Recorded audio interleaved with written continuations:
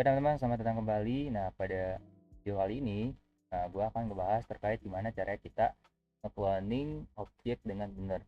Karena di video sebelumnya kita udah bahas terkait dengan reference copy dan value copy. Nah, kalau misalkan value copy itu cenderung pada tipe datanya primitif, sedangkan kalau yang objek itu dia reference copy. Yang artinya ketika kita assign langsung, ya dua variabelnya itu bakal nunjuk ke alamat yang sama. Jadi ketika kita dan langsung alamatnya sama, kita ngubah salah satu di variabel, maka variabel satunya itu bakal kubah juga karena dia referensinya dia sama. Nah, gimana caranya agar kita bisa nge-copy tapi yang objek asli itu nggak berubah gitu ya. Nah, solusinya dengan menggunakan split operator. Jadi sekarang ya awalnya gue pengen demo dulu ke kalian jebakan yang mungkin kalian juga pernah rasain tuh ya, dan rasa kalau spread itu udah aman secara keseluruhan, padahal belum tentu. Nah, jadi kita langsung aja ke kodenya. Nah, di sini gue akan mendemokan gini.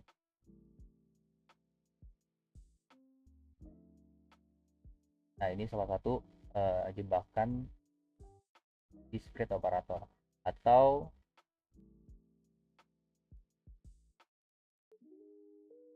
istilahnya itu adalah hello copy, atau dia nge-copy kan tidak dalam ya, karena kan objek ini kan bisa dalam, bisa berlapis gitu. Dia cuma nge-copy yang bagian atas ya, atau yang tidak dalam seperti itu. Kita gini, kita buat function di sini. Namanya clone user. Kita masukin parameter di sini. Nah, kita return. Jadi ini bukan split operator. Oke. Dan kita buat variabel atau konstanta user, misalkan ID-nya 1, kemudian name-nya dan ada address di sini. Dia objek lagi nih teman-teman, dia ada objek dalam objek atau nested objek hanya Jakarta. Nah, kemudian kita di sini punya variabel lagi atau konstanta yang copy user, kita nge-clone user. Oke. Nah, selanjutnya kita ubah data di objek yang hasil kopinya tadi. Oke, dengan user, misalkan name-nya di Anton,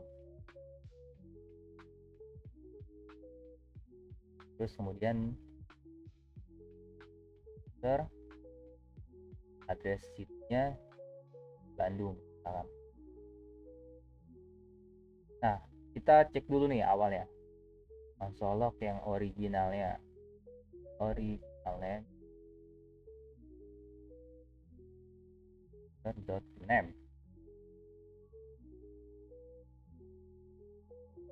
Kita lihat di sini. Nah, originalnya masih namanya Rama. Oke, jadi masih aman ya, dia nggak ke ubah nih. Kita yang keduanya ini dia ubah namanya. Kalau misalkan cara basicnya udah kita demoin di pertemuan sebelumnya, itu kan dia ubah ya, karena kan referensinya sama ya kalau misalkan di objek. Nah, kalau ini dia masih namanya sama, yaitu nama. Nah, kemudian kita selanjutnya kita console log original di sini.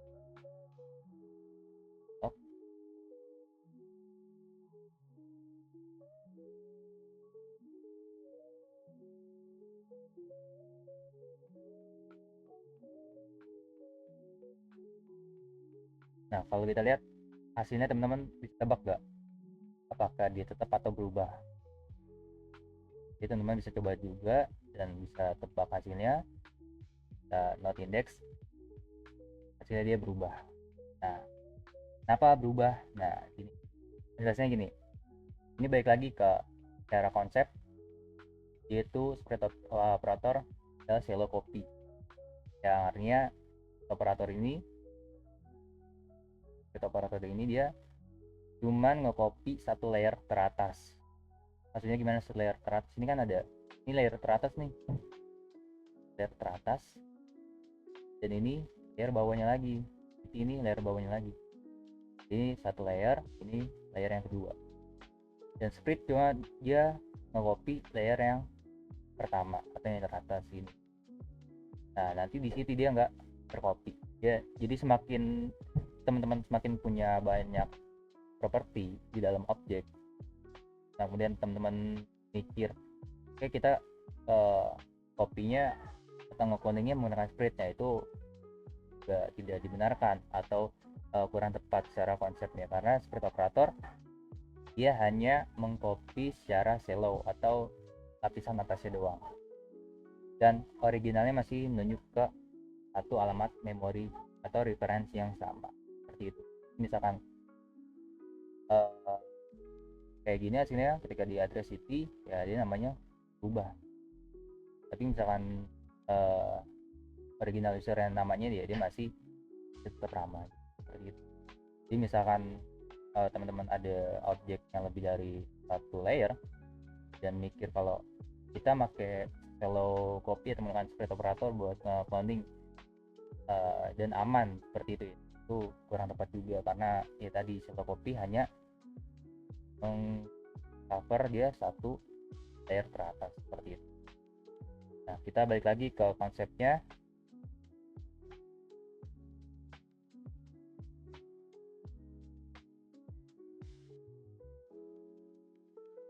Nah, jadi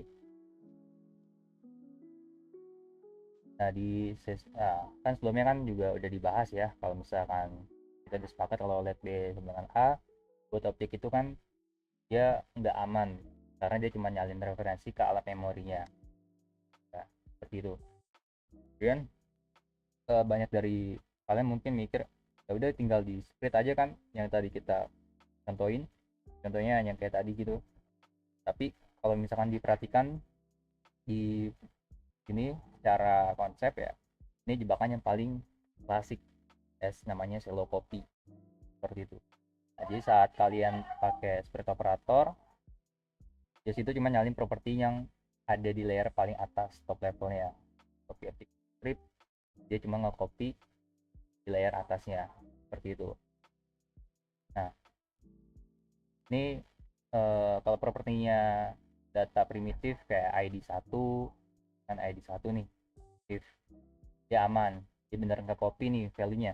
Tapi misalkan propertinya itu adalah misalkan setting seperti ini ya, karena setting itu isinya objek lagi, nested object, jadi ada objek dalam objek. Nah, yang di copy sama spread itu cuma alamat memorinya, jadi bukan isinya, jadi alamatnya lagi. Akibatnya misalkan objek originalnya dan copy-nya sekarang emang ada folder yang beda gitu ya, nah tapi di dalamnya properti setting ini dari keduanya masih menunjuk ke satu alamat yang sama di heap. Pas kalian iseng ubah misalkan copy setting temp jadi apa gitu, nah kalian ngerasa aman karena pakai copy, tapi ya aslinya tuh dia juga ngikut berubah. Ini yang kita bikin bug baik di JS atau di React atau di Vue, dan ya mungkin susah di trace karena dia nggak ngasilin error, bisa jadi seperti itu ya kondisi, nggak ngasilin kode error, dan tadi bisa susah di trace karena mungkin kalian mikirnya ya datanya udah di clone atau udah di cloning, jadi padahal di level dalamnya masih ada kebocoran gitu secara referensi. Jadi spread operator itu bukan deep copy tapi dia shallow copy. Jadi seperti itu kan, kalau misalkan ya dia kan ya dia save, tapi kalau misalkan dia objek lagi, ada objeknya lagi ya dia sama aja seperti itu. Jadi ikut berubah. Nah sepertinya nih. Nah kalau misalkan copy dia strip, tapi ya via operator. Nah, dan ini penting buat dipahami karena efeknya juga berguna di state management, akan di React seperti itu ya. Misalkan di React itu nggak kedetek perubahan, ada perubahan nggak kedetek kan seperti itu. Nah kalau misalkan cuma silo copy padahal state-nya itu adalah nested, yang ada lagi yang ya mana hampir selalu kejadian misalkan di real project, karena nggak di real project ya tentu kan datanya kan nggak mungkin cuma satu layer ya, bisa jadi berlapis layernya, dan jarang sih cuma satu layer. Jadi ya teman-teman jangan ngerasa ini udah safe padahal ya masih ada mutasi yang tersembunyi di level yang dalamnya lagi. Nah, terus solusinya apa? Nah, kita udah mention tadi kita butuh deep copy. Artinya kita copy juga termasuk ke dalamnya lagi, ke nestednya juga di copy secara independen sampai ke level paling dalam.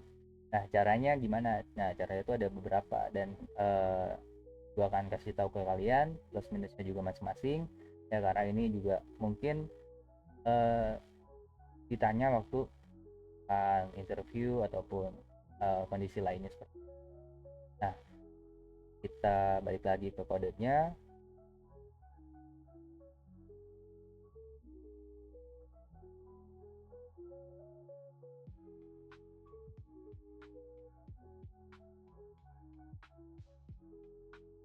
Nah, cara yang paling modern yang gue rekomendasikan juga adalah menggunakan struktur clone. Jadi ada function namanya struktur.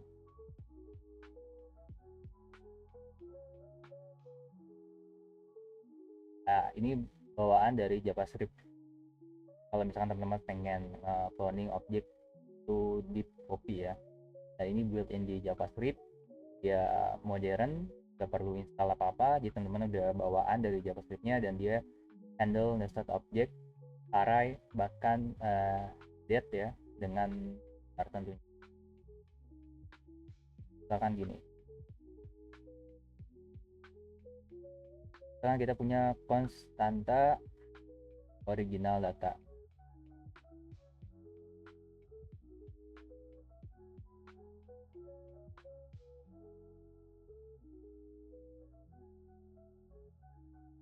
Misalkan name-nya Andi dan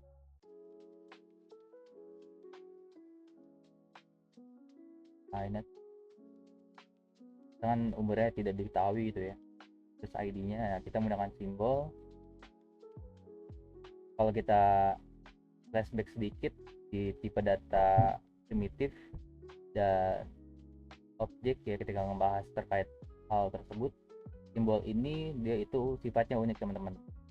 Unik dalam artian walaupun ada simbol 123 lagi, ada dibandingin sama-sama, dia itu tetap false hasilnya, karena dia memang di setting simbol ini untuk menjadi unik. Jadi nggak ada satupun simbol yang sama persis dengan simbol lainnya dalam JavaScript seperti itu.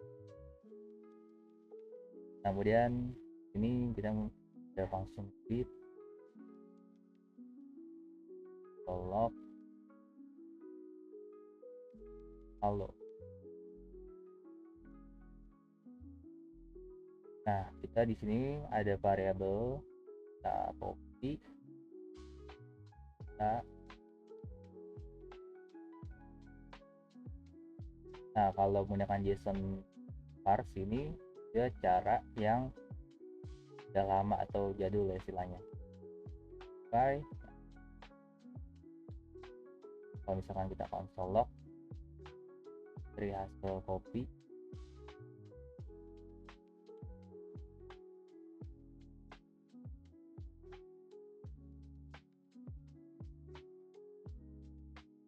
dan kita lihat. Nah, dan kalau menggunakan JSON parse ini dia itu cara yang lama pertama dan udah jadul juga, dan ketika di konsol ya hasilnya adalah name-nya Andy seperti itu. Dan, kenapa? Nah, kemudian di sini kenapa umurnya itu undefined, ID-nya simple, dan create function dia hilang tanpa error. Nah, ini cukup berbahaya teman-teman, karena ini adalah silent data loss, jadi datanya hilang tapi tidak ter apa tidak ter tidak ada peringatan seperti itu, dia silent. Jadi developer mungkin bakalan bingung kalau misalkan datanya itu ada yang rusak pas di copy. Jadi misalkan menggunakan Stringify, JSON parse, itu juga ada plus minusnya. Nah, jadi kalau misalkan kita lihat ini, dia cuman ada name-nya doang yang muncul seperti itu. Nah, cara lama yang masih bisa pakai ya ini tadi JSON Stringify. Ini works, tapi ada catatan yang sering bikin bug aneh kalau teman-teman sadar juga, yaitu dia pertama dia nggak bisa handle function, kan ada function di sini, dan undefined dan symbol.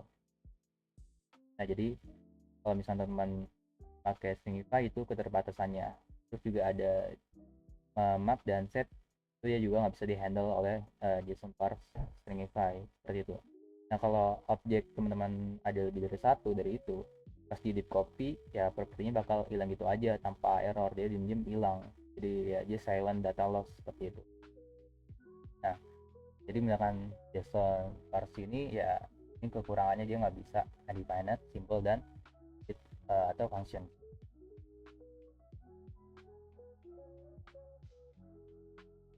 Nah, kalau cara selanjutnya, kalau misalkan teman-teman ini butuh ya, teman-teman ini perlu yang tadi yang modern ya, ini bisa menggunakan struktur clone. Nah, bentar. Clone.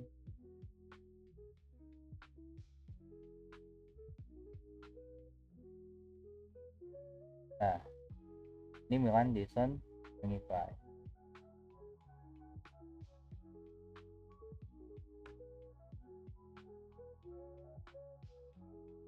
Nah, kalau misalkan kita menggunakan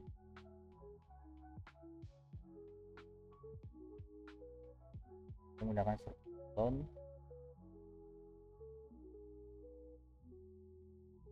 misalkan ID 1, address country, dan fonts, hapus dulu.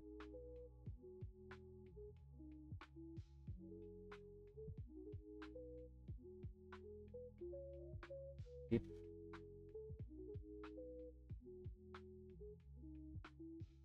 struktur clone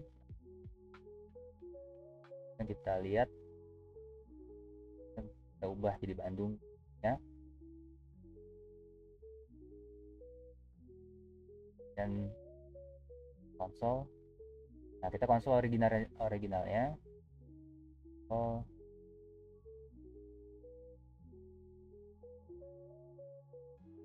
nah, kalau menggunakan struktur clone, nah dia sampai ke deep-nya atau ke nested-nya, nah dia tetap independen nih. Jadi yang originalnya tetap Jakarta, yang kopinya dia tetap di seperti itu. Jadi menggunakan struktur clone yang built-in dan JavaScript, artinya teman-teman nggak usah install package atau modul, dia langsung bawaan dari JavaScript-nya, yaitu bisa menggunakan struktur clone. Kalau misalkan teman-teman perlu menggunakan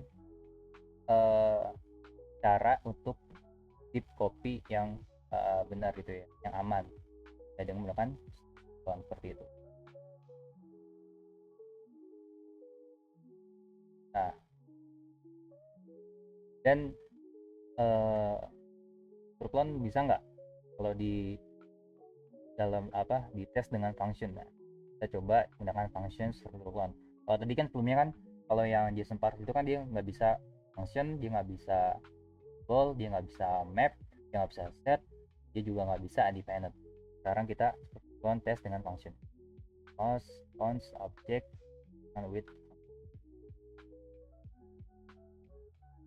dan name-nya Rama.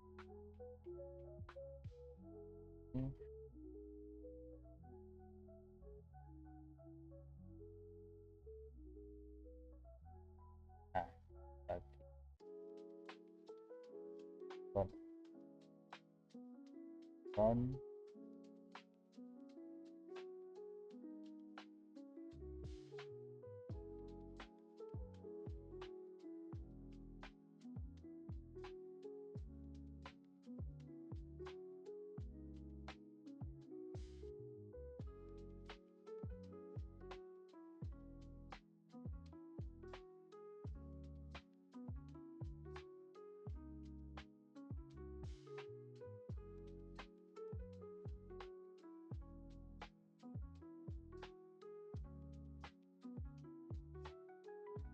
Nah, kalau menggunakan function, struktur clone ini dia uh, outputnya error ya, struktur clone-nya, data clone-nya error ya. Jadi daripada data functionnya hilang diem-diem kayak tadi JSON parse ini seperti JSON method, jadi struktur ini lebih milih nge-crash atau nge-throw errornya. Jadi ya secara konsep juga dia lebih baik, karena ketika dia error ya ada data atau ada karakter atau ada tipe data yang nggak bisa di copy, ya dia nge-throw errornya, dan error ini secara eksplisit ketahuan, dan ya lebih baik lah kondisinya ketimbang silent bug gitu ya. Jadi Turkon juga dia tidak bisa kalau misalkan ada banyak function seperti itu ya. Kan ada objek yang dipinjam function, ya Turkon juga mengalami keterbatasan tersebut. Tapi bedanya kalau sama parse, dia lebih baik secara konsep atau mekanismenya, karena errornya ini secara eksplisit yang kita perbaiki ya, dan jelas itu, jadi kita tahu nih errornya dan bisa kita perbaiki menggunakan struktur clone. Kalau misalkan buat yang function juga ya ada keterbatasan ya, cuman dia lebih baik tadi yang dari atau stringify tadi.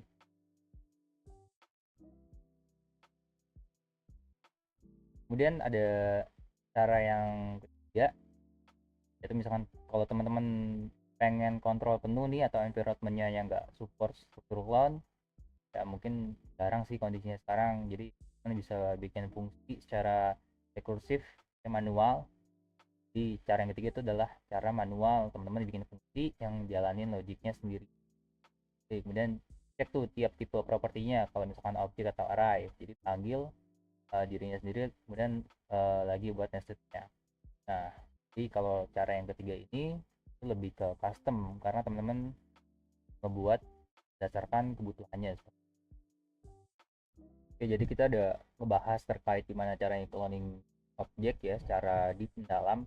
Nah, cuman yang perlu diingat teman-teman, ini juga relate sama satu insight yang penting juga soal performa. Jadi deep copy itu is not free, jadi nggak gratis. Jadi semakin gede dan nested objeknya, jadi semakin objeknya dan nested objeknya juga, jadi semakin mahal costnya juga dari sisi memorinya. Jadi ada counter perspektifnya itu yang perlu teman tahu ya, jangan asal di copy semua hal gitu. Misalkan ada objek yang mungkin teman-teman punya objek yang cukup banyak anaknya gitu ya, atau dia nested ada lagi gitu ya, ya teman-teman juga perlu tahu nih mana yang perlu di copy dan mana yang memang tidak perlu. Jadi kalau objeknya cuma satu level dan teman-teman tahu nih isinya semuanya itu primitif, ya selo copy menggunakan spread operator itu ya udah cukup dan jauh lebih cepat. Jadi deep copy itu solusi buat kasus misalkan dia ada cabangnya lagi atau nested data yang memang perlu diisolasi. Jadi bukan default rule buat semua situasi ya. Jadi lagi teman-teman harus tahu kondisi dan situasinya seperti apa. Kalau teman-teman terapin struktur clone ke semua objek tanpa teman-teman mikir cons-nya atau konsekuensinya ya di aplikasi, ya sering banget manipulasi data gitu ya, misalkan proses ribuan record itu ya bisa jadi bottleneck performanya yang nggak perlu. Jadi, dari semua ini ya ada pola yang uh, pengen gue sampaikan ke kalian ya, karena ini juga lazim dipakai di real project. Defensive copy itu di bener-bener ya penting, kayak pas terima respon dari API atau pas return data dari sebuah service atau kelas, ya prinsip Jadi prinsipnya ya jangan pernah percaya gitu ya kalau objek yang masuk atau keluar dari fungsi yang kita buat itu aman buat dimutasi orang lain. Jadi selalu clone dulu di titik kritis itu ya, biar internal state-nya tuh nggak bisa diutak-atik dari luar atas pengetahuan kita. Jadi seperti itu. Nah kemudian selanjutnya ini, selanjutnya terkait yang udah kita bahas ya, misal kita ada sesi mungkin sesi latihan buat refreshing kan. Teman-teman punya cons data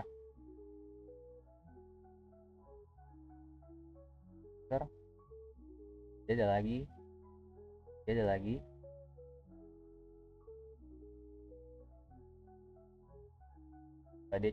dia cuma dua ini.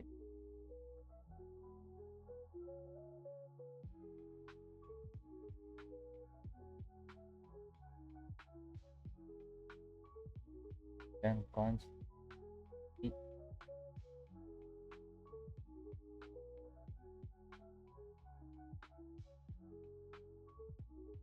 Nah kalau teman-teman ubah copy username-nya jadi sama teman-teman ya, terus apa yang kejadian sama uh, data realnya nih ya.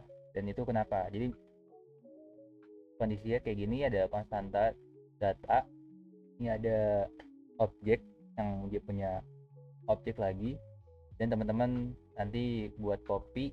Nah kalau misalkan kopinya ini surname-nya kalian ubah jadi nama teman-teman, terus apa yang kejadian sama variabel ini dan kenapa alasannya.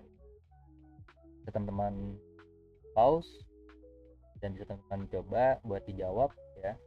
Dan kedua, nah dan soal yang kedua tadi terkait struktur clone, kenapa dia lebih direkomendasikan daripada JSON parse file untuk di copy.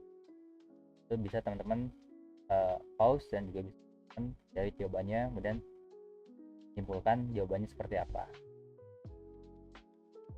Nah yang ketiga, menurut teman-teman nih kapan kira-kiranya shallow copy itu udah cukup dan nggak perlu sampai deep.